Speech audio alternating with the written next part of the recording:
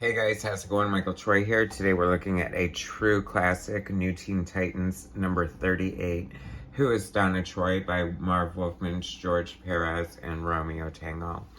Truly a classic, one of my favorite books ever. So I can't wait to show it to you. Subscribe if you're not already subscribed. Hit that like button and let's get into it. Okay, like I said, this is a classic from Marv Wolfman and George Perez's first classic run on the New Teen Titans. Donna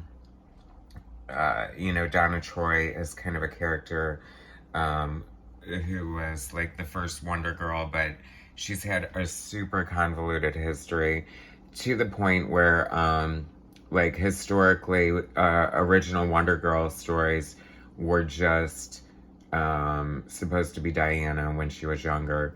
And then I think when she was put in the Teen Titans, she was actually given the Donna Troy persona, although it might have been before that. It's a little sketchy. It's a little all over the place. This is Marv Wolfman and George Pérez trying to make sense of her origin. This is probably the best origin.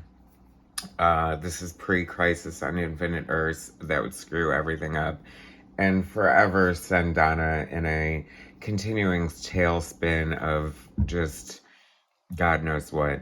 But anyway, up until this point, Donna had been rescued from a burning building with presumably her parents at her side. Wonder Woman is the one who rescued her. She took her back to Paradise Island. They treated her with the purple Amazonian ray to make her a fellow Amazon, and she was raised by Queen Hippolyta. And I love that origin the best. But this is like trying to answer like who her real parents are and whatnot. I have to point out this gorgeous cover. George Pérez is such a great cover artist, obviously. I liked when he would get artistic every once in a while, and I believe that he colored this with markers. And it looks truly gorgeous and very painted, but I believe reading in an interview, that's how he got that effect.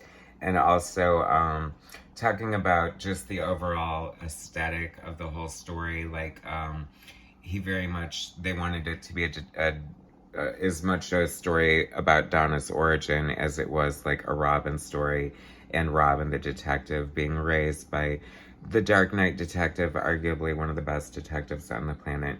So it serves a dual purpose in that regard, so I love that.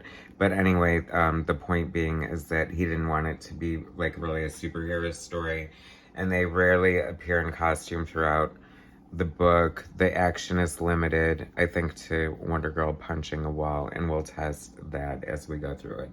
But he pointed out how subtly, I mean, he is in costume on the cover, but you know, he's obscured by the trench coat. And I don't know, I just love it. I've always loved this cover. This book gave me the chills when it came out. Dum dum dum! Masters of the Universe, one of my favorite franchises ever. Love He-Man. I remember watching it with my brother and sister and having such a great time. I love this opening page. I mean, you could tell that they were really going for, like, you know, this was an important story, and so they really wanted to tell it the best way possible. And I think, you know, the way they worked generally is that they would discuss a story, pretty much the quote-unquote Marvel style. They would discuss a complete story, you know, all the proper beats that needed to be along and everything that would happen in the story, and then Perez would just, you know, draw it out and I'm sure make notes, and then Wolfman would go and fill in the script. I need the omnibus because I need to see this reprinted. This is horrifying printing. I mean, what Perez is going for is such like a noir detective look is somewhat lost by this black muddy printing that is sort of hard to decipher. And I don't know why his hair is orange there, but the colors are a little weird. I'm not sure if I'm blaming Adrienne Roy, the colorist, or the coloring itself. I mean, I feel like she was a pretty good colorist, but sometimes her color choices seemed a little odd to me. I'd also like to point out that these first two pages are clearly inked by Perez with his attention to detail. I love this 8x10 of black and white glossy of Donna. That's so awesome. like a detective would have, and we're so old school, like he's recording his notes on this like little, you know, cassette recorder.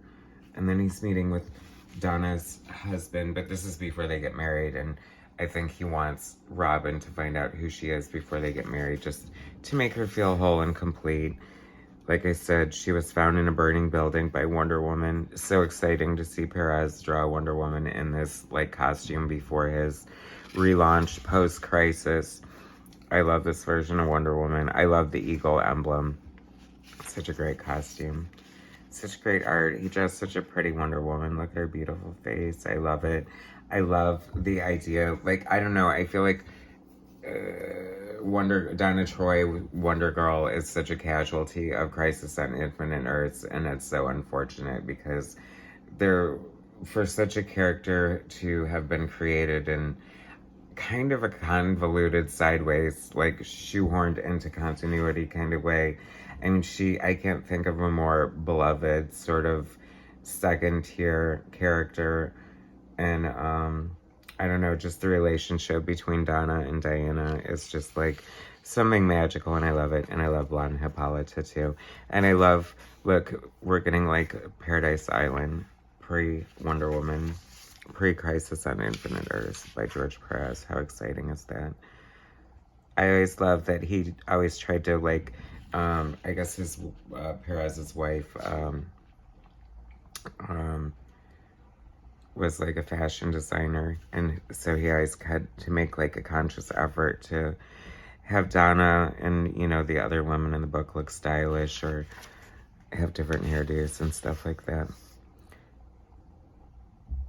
Many panels. I feel like since it's a more low-key kind of, you know, detective story, he got pretty cinematic and did a lot of pacing by using multiple panels. Which, you know, Perez is known for his detail, and kind of, it's weird because, you know, he is just known for his detail, and like one of my huge artistic influences when it definitely made me want to draw comic books for sure. I just love it. Like 1, 2, 3, 4, 8, 9 panels, and then you've got like a million buildings in one of them. I mean, that's Perez for you.